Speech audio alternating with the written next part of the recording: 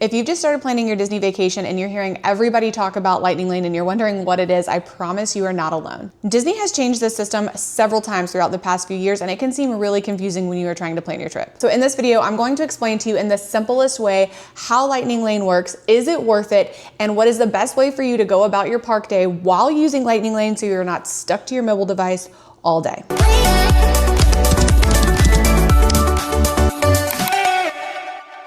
Okay, let's start with the basics. A Lightning Lane is simply a shorter line for select attractions. Instead of waiting in the regular standby queue, you will receive a return time and enter through the Lightning Lane entrance when it's your turn. Think of it as making a reservation for a ride instead of standing in the long line. So why would somebody want to pay extra for Lightning Lane? Because Disney's already expensive enough. The biggest reason is time. If you're only visiting for one day or you're traveling during a busy season, Lightning Lane can help you experience more attractions with less waiting. Instead of spending an hour waiting for one ride, you might spend 15 or 20 minutes, sometimes even 5. Now let's talk about how Lightning Lane actually works, because this is where people get the most confused on Lightning Lane. The first thing to know is that when you can buy Lightning Lane, it actually depends on where you are staying. If you are staying at a Disney Resort hotel or another eligible Disney hotel, you can start purchasing 7 days before your check-in date, beginning at 7 a.m. Eastern Standard Time. You can book Lightning Lanes for your entire stay up to 14 days, all in one session. So I would say this is one of the biggest perks at staying at a Disney resort, because it allows you access before everybody else and it gives you a better chance of getting the more popular attractions. So if you are staying off Disney property, purchasing starts 3 days before each park visit, beginning at 7 a.m. Eastern Time. So if your park day is a Thursday, your booking window opens 7 a.m. Eastern Time on a Monday. Now let's break down the different types of Lightning Lanes, because there's more than one, so it makes it even more confusing. First, we're going to start with Lightning Lane Multipass. Lightning Lane Multipass is the option that most families choose. With Multipass, you'll choose up to 3 attractions and arrival windows before your park day. After you've selected your first Lightning Lane in the park, you can book another available experience. Then after you use that one, you can book another, and so on throughout the day depending on availability.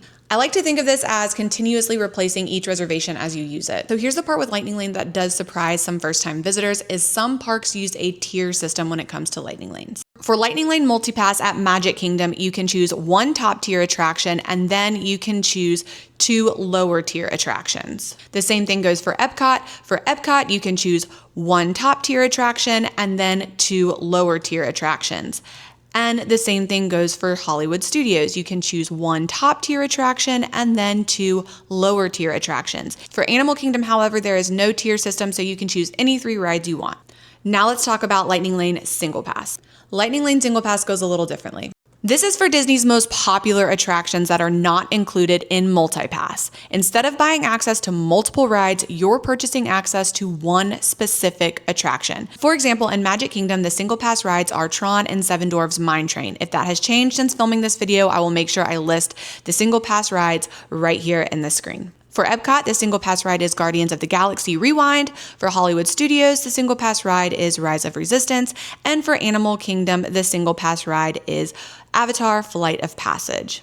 You can purchase up to 2 single pass attractions per day, depending on the availability. Now let's talk about the big ticket, the big boy, the expensive one, the Lightning Lane Premier Pass. This option is the most expensive one. I would say think of it like a cheaper version of the VIP tour, but you're on your own tour and your own time, and you can just walk to each ride in a complete, perfect, symmetrical way and no zigzagging all throughout the parks. So with Premier Pass, you don't have to schedule any return times. Instead, you can use the Lightning Lane entrance once for every available Lightning Lane attraction in the park, whenever you want to throughout the day. There's no booking times, no getting up at the butt crack to do any of this, no refreshing the app, no planning your ride schedule. It's all about convenience, but it comes with a much higher price tag than the other options. I have seen Premier Pass cost anywhere from a time in September to $299 for a day in Magic Kingdom per person, all the way up to $429 per person in Magic Kingdom. It depends on what time of year you're going. It depends on what type of Disney vacation you want. If you don't want to have to worry about Lightning Lane at all, I mean, it is a very expensive option, but it is an option nonetheless. It is something I would like to try one day. I would like to just start at one end of the park and work our way around leisurely, not all the way over here and all the way over there and back here and getting cut off from the parade and having to go around our butt to get to the elbow. I mean, it would be nice. It would be nice to do that. So we might do it one time, but That's your big money ticket right there for Lightning Lane. Which should you buy for your family? Most families buy multi-pass. There's one ride you absolutely don't want to miss. Add single pass. Money isn't a concern and you want the easiest possible day ever, get yourself the Premier Pass. I do want to put a little disclaimer. You do have to purchase multi-pass for each park that you want to visit.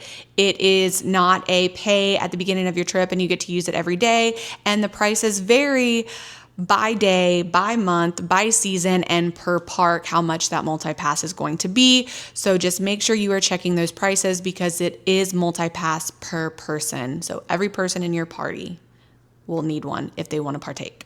If there's one ride you absolutely don't want to miss, cannot miss it, and your whole Disney trip revolves around this ride, then single pass is for you. And if money is no concern and you want the easiest, most luxurious Disney day possible, then Premier Pass is your girl. So I hope I could break that down for you in the simplest way possible. It took me quite a bit of videos to watch and some practicing on my phone. I highly recommend before your trip, downloading the My Disney Experience app, getting very familiar with that app and practicing your morning routine for booking Lightning Lanes, whatever that looks like for you, whether it's Premier, single, or multi-pass, because the more familiar you are with the My Disney Experience app, the easier it's going to be for you to select your Lightning Lanes. The experience will be more enjoyable for you if you have familiarized yourself with this app and how to do your Lightning Lanes prior to your trip. I hope this video was able to answer all of your Lightning Lane questions and give you a better understanding of what Lightning Lane is, because I sure needed all the help I could get before our first Disney trip. Please don't forget to give this video a thumbs up, subscribe to the channel if you have not, and until next time, I'll see you guys in my next adventure.